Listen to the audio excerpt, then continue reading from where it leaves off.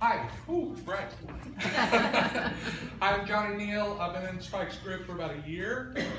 I'm writing a very specific 2-year memoir from 1982 to 1984 when I was stationed in Bavaria in a nuclear missile unit. This is an excerpt from one of the chapters. It was the first weekend after I'd been there, and my roommate and I went downtown to Ulm for the first time. Ulm is known for two things. It's the birthplace of Albert Einstein, and it was the home, or is the home, of the tallest church in the world, the Münster Cathedral. So this is Münster. Check it out, Gilb said, pointing up forward past the roof line. That must be the top of the steeple. Wow, that's pretty tall. Then the Münster's bells began to ring and fill the whole world up with their tones, and the two of us started walking faster. The flow of the streets led us to the Münsterplatz, the town square in front of the cathedral, where there was a farmer's market that was closing down for the day. Most of the peddlers had shut down their carts and were sweeping up their areas, but there was still one holding his place, selling dried sausages and freshly slaughtered rabbits. They were hanging by their hind legs from a line, swaying in the open air. They had been gutted and skinned, but their eyeballs were still in their heads. These rabbits were huge, 3 times the size of the rabbits that the future farmers of America from my high school had raised for their livestock credits. And there were dozens of pigeons and sparrows wandering around and pecking at breadcrumbs and seeds. The ancient cathedral was humbling in the graceful way that it filled so much space, both on the ground and up into the sky. The bells had stopped ringing, but the air still vibrated. We walked all the way around it, looking up at the gargoyles and the angels, silent with each other. Then we went inside, and there were people milling around between the pews, glowing in the light from the stained glass windows. We found some plaques on a wall, and drew from them that the Münster was 161.5 meters tall and had been the tallest building in the world until 1901, which had only been 81 years ago, and that the top of the steeple was 768 steps up. Gilb and I looked at each other and headed for the stairs. The climb starts after reaching the top level of the sanctuary, past the bells, through a narrow, spiraling stairwell. The wind was channeling through it so that it was blowing a solid block of cold air straight into us as we crossed into its doorway. The higher the steeple got, the lower the ceiling got, and the steps got smaller and the space narrowed even more. I was stooped over, head bent forward, and walking sideways by the time I got to the observation perch. The panoramic view of the rooftops was terracotta, and the tremendous sky was pure true blue. In the far distance, I could see the Swiss Alps, and all around Ulm was green with trees and farmland. Soaking it in, I saw that amidst this massive medieval horizon, in 3 separate locations, miles out from the city, were the cooling towers of 3 nuclear power plants. Check it out, Gilb, 3 Mile Island. Gilb said, "It's cold, man. Too fucking cold to stand up here and bullshit with you." And he ducked through the doorway and started back down the stairs. "Anybody coming up has to wait," he yelled ahead. "No room for 2 of us, so back up." Then, "Hey-oh, get out of my way. Hey-oh, get out of my way." We made it back outside just as a tourist bus pulled up alongside the cathedral and a full load of day trippers poured out onto the sidewalk. "Let's go warm up someplace," I said. And we cut across a corner at the rear of the Münster and found ourselves on a pedestrian street with benches and potted trees. The stores were all closed, but there was a bakery open, and we went inside.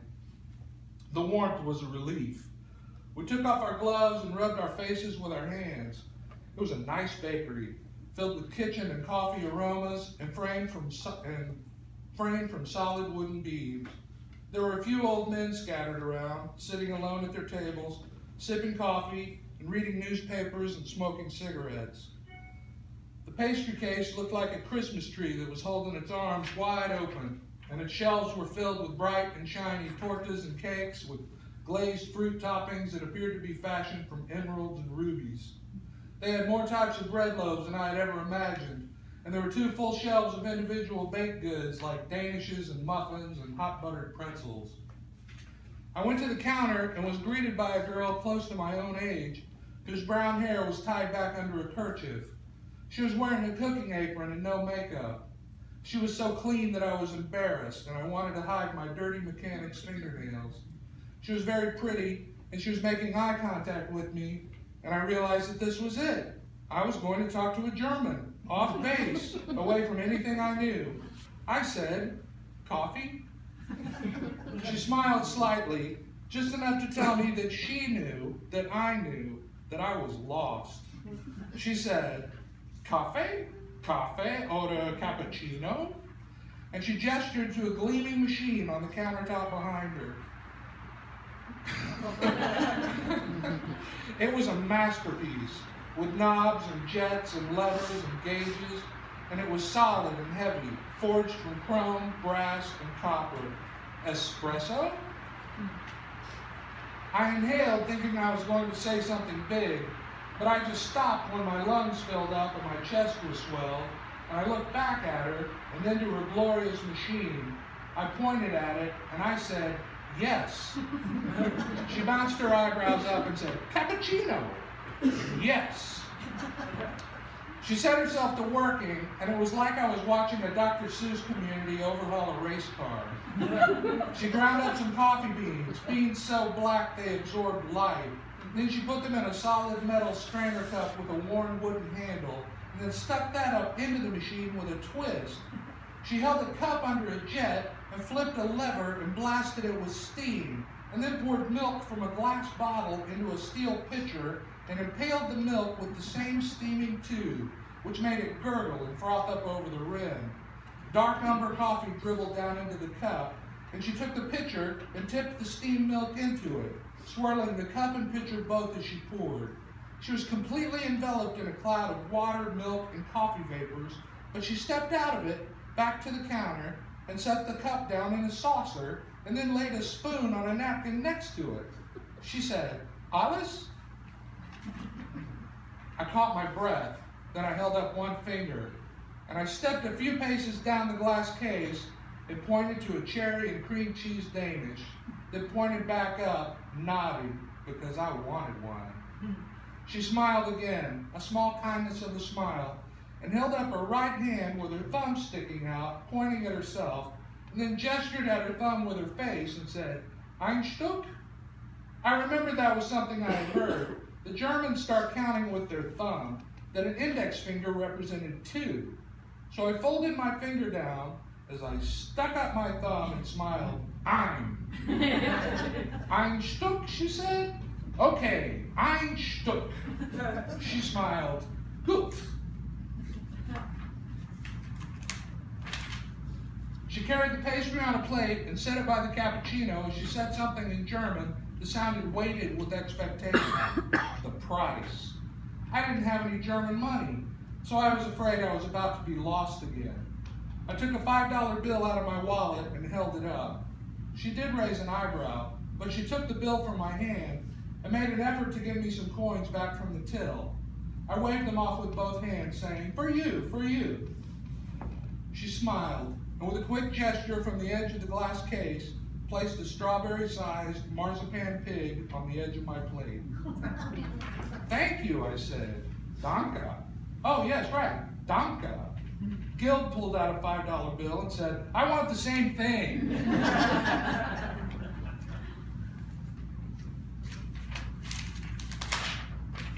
I went to sit at a table. I was sipping the cappuccino, loving it like nothing I had ever loved before. Part of me was telling another part of me to calm down, but this was really just milk and coffee. But I decided I wasn't going to listen to that part of myself anymore. I was less than a year out of high school, and I had survived basic training, moved overseas, climbed to the top of the world's tallest church, and I had just interacted with a German girl without shaming myself or my country. So this cappuccino and delicious cherry cheese Danish was a celebration. The marzipan pig was gazing at me with approval. Gild sat down across from me. She didn't give me a pig. Oh yeah? Well, how about that? What'd you say to her? To get a free pig? What did you say? I told her to keep the change too, but I didn't get a pig. Well, I tell you what, I said. And I picked up the pig by the back legs and scooped him quickly through the froth in my cup. And then I ate him, biting him clean through, right before his hind legs. I set his remains on the edge of Gilb's plate, curly tail pointing up to the ceiling. I was still chewing, and I said, "You can eat my pig's asshole." Ein Stücken mein pig's asshole. He looked at me like he was about to say something mad, but the flavor of the marzipan, the butter, and the sugar and the almonds blossomed inside my head, and I said, "Seriously, eat my pig's asshole. It's so fucking good." So he did, and with his mouth full, he said, "God damn, it is. This pig's asshole, and this coffee, and this donut, it's all so fucking good."